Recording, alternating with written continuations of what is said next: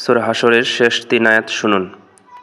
বিসমিল্লাহির রহমানির রহিম।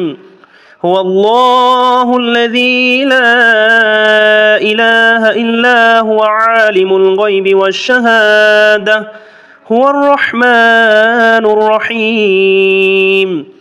হুয়াল্লাহুল্লাযী লা ইলাহা ইল্লা হু الملك القدوس السلام المؤمن المهيمن العزيز الجبار المتكبر سبحان الله عما يشركون.